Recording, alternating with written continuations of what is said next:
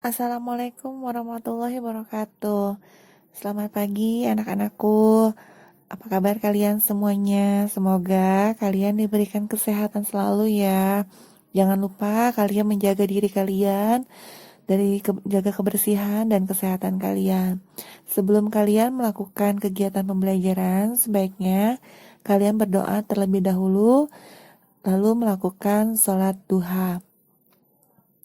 Baik, di sini Ibu akan memperkenalkan diri dulu sebelumnya. Nama Ibu Dery Nurdianti.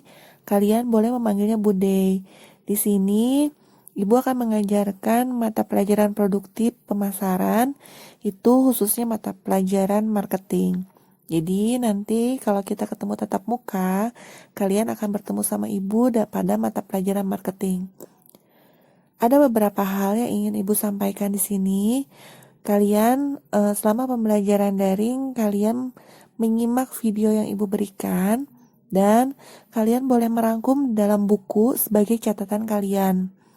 Baik, pembahasan yang pertama itu kita akan membahas tentang analisis pasar. Di mana tujuan pembelajarannya itu supaya kalian bisa menganalisis pasar dan ruang lingkup pemasaran, mendeskripsikan tujuan dan konsep pemasaran, menjelaskan tentang lingkungan pemasaran, memahami arti, peran, dan jenis-jenis pasar, mengidentifikasi tipe perilaku pembelian konsumen, menjelaskan proses pengambilan keputusan pembelian konsumen, dan yang terakhir adalah mengidentifikasi perilaku pembeli dan proses pembelian di pasar industri. Baik, kita lanjut ke materi yang pertama, yaitu materi mengenai analisis pasar dan ruang lingkup pemasaran. Apa sih yang dimaksud dengan analisis pasar? Analisis pasar adalah suatu penganalisaan dan penyelenggaraan untuk mempelajari berbagai masalah pasar. Fungsi dari analisis pasar yaitu ingin mengetahui siapa-siapa yang memakai serta menggunakan barang dan jasa. Adapun tujuan dari analisis pasar, yang pertama mengenal lingkungan pasar. Yang kedua, mengenal tipe-tipe pasar. Yang ketiga, mengetahui karakteristik pasar. Keempat, menentukan keputusan yang tepat. Dan yang kelima, menghadapi para pesaing. Dalam ruang lingkup pemasaran, itu terdapat pengertian pemasaran. Sebetulnya di sini ada beberapa pengertian pemasaran menurut para ahli, tapi Ibu akan mengambil yang sangat populer sekali itu menurut Philip Kotler dan W.Y. Stanton. Yang pertama, kita membahas tentang pasar atau pengertian pasar menurut Philip Kotler. Pemasaran adalah suatu proses sosial dan manajerial yang ada di dalamnya individu dan kelompok mendapatkan apa yang mereka butuhkan dan inginkan dengan menciptakan, menawarkan, dan mempertukarkan produk yang bernilai dengan pihak lain. Sedangkan menurut W.Y. Stanton, pasar adalah sesuatu yang meliputi keseluruhan sistem yang berhubungan dengan tujuan untuk merencanakan dan menentukan harga sampai dengan mempromosikan, mendistribusikan barang dan jasa yang dapat memuaskan kebutuhan pembeli aktual dan potensial. Ruang lingkup pemasaran yang berikutnya adalah manajemen pemasaran. Di sini ada pengertian dari manajemen pemasaran, yaitu penganalisaan, perencanaan, pelaksanaan, dan pengawasan program-program yang bertujuan menimbulkan pertukaran dengan pasar yang dituju, dengan maksud untuk mencapai tujuan perusahaan. Tujuan dan konsep pemasaran. Tujuan pemasaran adalah potensi konsumen untuk mengetahui secara detail produk yang dihasilkan dan perusahaan menyediakan semua permintaan konsumen untuk produk tersebut. Tujuan pemasaran, perusahaan dapat menjelaskan secara detail semua kegiatan yang berhubungan dengan pemasaran. Tujuan pemasaran, mengenal dan memahami pelanggan sehingga produk ini cocok untuk dibeli dan dijual dengan sendirinya. Konsep inti pemasaran dapat digambarkan sebagai berikut.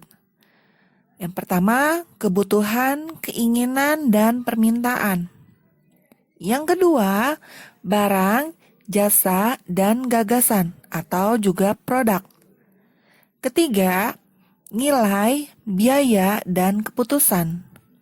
Yang keempat, pertukaran dan transaksi. Yang kelima, hubungan dan jaringan. Yang keenam, pasar. Dan yang ketujuh, pemasaran dan calon pembeli.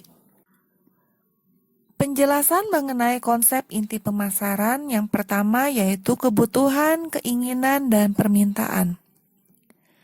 Dasar pemikiran pemasaran berawal dari kebutuhan dan keinginan manusia. Manusia membutuhkan makanan, udara, air, pakaian, dan tempat berlindung untuk bertahan hidup. Lebih dari itu, manusia menginginkan rekreasi, pendidikan, dan jasa-jasa lainnya. Mereka memiliki preferensi yang kuat atas jenis dan merek tertentu dari barang dan jasa. Sangat penting untuk membedakan antara kebutuhan, keinginan, dan permintaan. Kebutuhan adalah ketidakberadaan beberapa pemuas dasar. Manusia membutuhkan makanan, pakaian, tempat berlindung, keamanan, hak milik, dan harga diri. Kebutuhan ini tidak diciptakan oleh masyarakat atau pemasar. Mereka merupakan hakikat biologis dan kondisi manusia. Berikutnya, keinginan. Keinginan adalah hasrat akan pemuas kebutuhan yang spesifik. Orang daerah perkotaan membutuhkan makanan dan menginginkan hamburger, kentang goreng, dan minuman berkarbonasi. Dalam masyarakat lain, kebutuhan ini mungkin dipenuhi dengan cara lain. Seseorang yang lapar di daerah pedesaan mungkin menginginkan nasi, buah-buahan, dan kacang. Meskipun kebutuhan manusia sedikit, keinginan mereka banyak.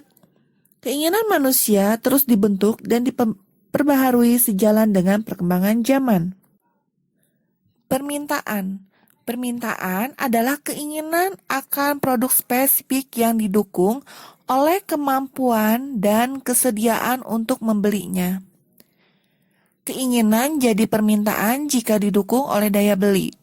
Banyak orang yang menginginkan mobil mewah, namun hanya sedikit yang mampu dan bersedia untuk membeli. Karena itu, perusahaan harus mengukur tidak hanya berapa banyak orang yang menginginkan produk mereka, tetapi lebih penting berapa banyak orang yang benar-benar bersedia dan mampu membelinya. Konsep inti pemasaran yang kedua adalah produk, barang, jasa, dan gagasan. Manusia dalam memuaskan kebutuhan dan keinginannya dengan menggunakan produk. Produk adalah segala sesuatu yang ditawarkan untuk memuaskan suatu kebutuhan dan keinginan. Produk atau penawaran dapat dibedakan menjadi 3, yaitu barang, jasa, dan gagasan. Konsep inti pemasaran yang ketiga itu adalah nilai, biaya, dan kepuasan. Bagaimana seseorang memilih di antara banyak produk yang dapat memuaskan kebutuhannya? Misalnya, seseorang membutuhkan 3 mil perjalanan ke tempat kerjanya setiap hari. Ia dapat menggunakan sejumlah produk yang memuaskan kebutuhan ini, seperti sepatu roda, sepeda motor, mobil, taksi, atau bus. Sama seperti halnya kalian kalau mau pergi ke sekolah. Apakah kalian harus jalan kaki? Kalian menggunakan angkot? Kalian menggunakan motor? Atau mungkin kalian menggunakan kendaraan pribadi? Jadi sama ya, seperti itu. Konsep inti dari pemasaran yang keempat itu adalah pertukaran dan transaksi. Pertukaran akan baru terjadi apabila kedua belah pihak dapat menyetujui persyaratan pertukaran yang akan membuat mereka lebih baik daripada sebelum pertukaran. Pertukaran dipersiapkan sebagai proses penciptaan nilai karena pertukaran umumnya membuat kedua belah pihak menjadi lebih baik. Konsep inti pemasaran yang kelima itu adalah hubungan dan jaringan. Dalam kejadian yang paling berhasil, transaksi berubah dari negosiasi yang dilakukan setiap saat menjadi rutinitas. Hasil pemasaran, hubungan yang utama adalah pengembangan aset unik perusahaan yang disebut jaringan pemasaran. Jaringan pemasaran terdiri dari perusahaan dan semua pihak pendukung yang berkepentingan, yaitu pelanggan, pekerja, pemasok, penyalur, pengecer, agen, ilmuwan, dan pihak lain yang bersama-sama dengan perusahaan telah membangun hubungan bisnis yang saling menguntungkan. Konsep inti pemasaran yang keenam itu adalah pasar.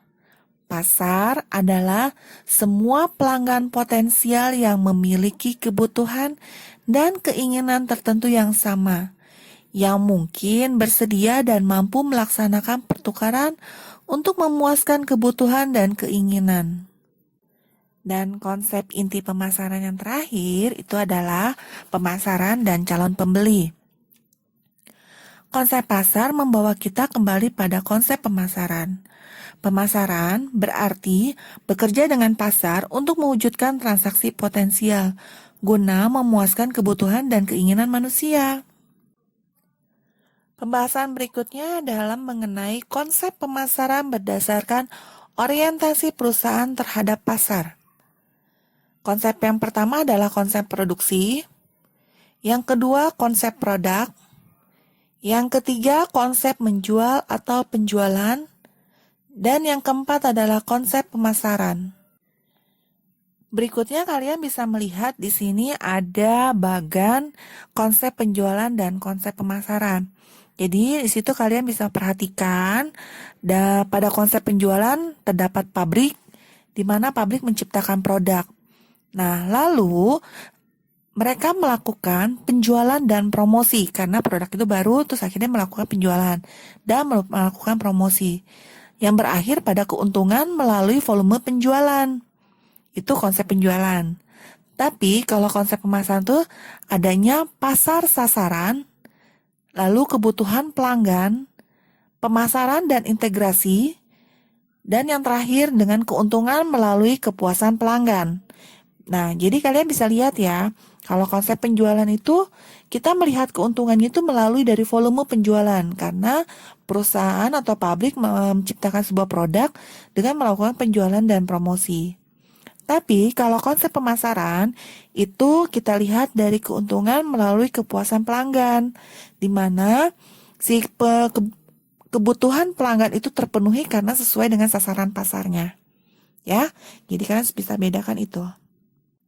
Materi selanjutnya itu adalah lingkungan pemasaran.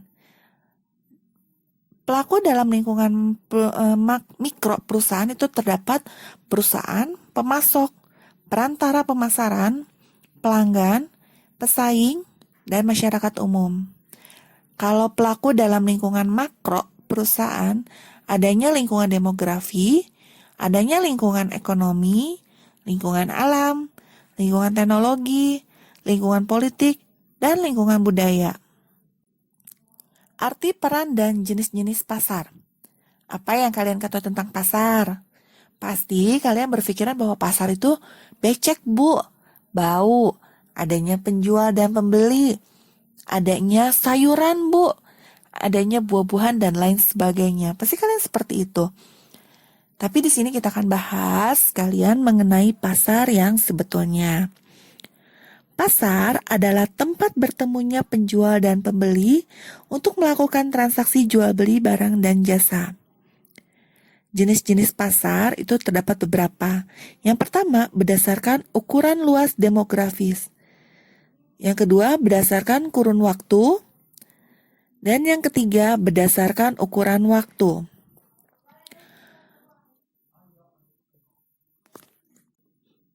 Peranan pasar dalam pemasaran barang dan jasa, setiap produsen menginginkan barang dan jasa yang diproduksi dapat segera sampai ke tangan konsumen. Mekanisme yang dilakukan adalah melalui pasar, yakni tempat pertemuan penawaran dan permintaan yang akan menyebabkan terjadinya harga.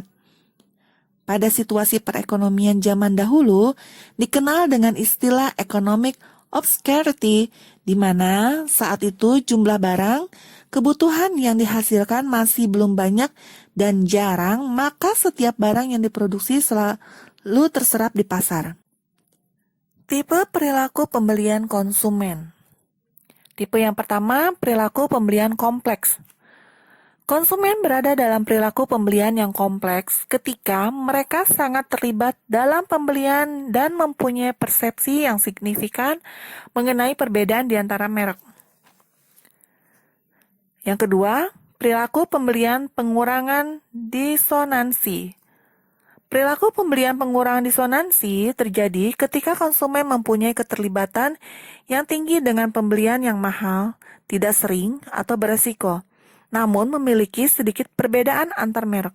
Contohnya, konsumen yang membeli karpet mempunyai keterlibatan yang tinggi karena mahalnya dan area ekspresi diri. Akan tetapi, pembeli mungkin menganggap kebanyakan merek karpet dalam kisaran harga yang sama mempunyai kualitas yang sama. Jadi dalam kasus ini, persepsi mengenai perbedaan merek tidak terlalu besar. Pembeli mungkin berkeliling di berbagai toko untuk melihat barang apa saja yang tersedia. Namun, membeli secara relatif cepat. Pembeli mungkin akan menanggapi itu pada harga yang lebih baik atau kepada kemudahan pembelian. Berikutnya adalah perilaku pembelian kebiasaan. Perilaku pembelian kebiasaan terjadi dalam kondisi di mana konsumen mempunyai keterlibatan rendah dan tidak terdapat perbedaan yang signifikan antar merek. Contohnya garam. Konsumen mempunyai keterlibatan yang rendah dalam kategori produk tersebut. Mereka hanya pergi ke toko kemudian mengambil satu merek. Jika mencari merek yang sama, itu hanya karena kebiasaan bukan karena kesetiaan terhadap merek tertentu. Konsumen tampaknya mempunyai keterlibatan yang rendah terhadap produk yang harganya rendah dan yang secara teratur dikonsumsi. Tipe perilaku selanjutnya adalah perilaku pembelian pencarian variasi. Konsumen berada pada perilaku pembelian pencarian variasi dalam situasi ketika konsumen mempunyai tingkat keterlibatan yang rendah, tetapi mempersiapkan adanya perbedaan merek yang signifikan. Dalam kasus ini, seperti konsumen seringkali beralih merek. Contohnya, pada saat membeli kue, seseorang konsumen terkadang memiliki sejumlah keyakinan, memilih kue tanpa banyak evaluasi, kemudian mengevaluasi merek tersebut pada saat mengkonsumsinya. Misal, kalian ada beberapa merek kue, Holland Bakery, Harvest. Nah, kalian lebih memilih mana? Biasanya kalian akan menilai produk tersebut ketika kalian mengkonsumsi. Jadi ketika kalian makan kue Holland Bakery atau misalkan kalian mencoba kue yang ada di Harvest, nah itu kalian bisa memiliki penilaian karena kalian sedang mengkonsumsinya. Jadi seperti itu ya. Proses pengambilan keputusan pembelian konsumen. Yang pertama adalah pengenalan kebutuhan, yang kedua pencarian informasi, yang ketiga pengevaluasian alternatif, yang keempat keputusan pembeli, dan yang kelima adalah perilaku setelah pembelian. Baik, materi marketing untuk pekan ini cukup sekian. Kalian boleh merangkumnya di buku itu sebagai catatan kalian ketika nanti akan adanya UTS, kalian tinggal belajar. Nah, selanjutnya kalian bisa lanjut dengan tugas yang Ibu berikan melalui Google Form. Terima kasih. Wassalamualaikum warahmatullahi wabarakatuh.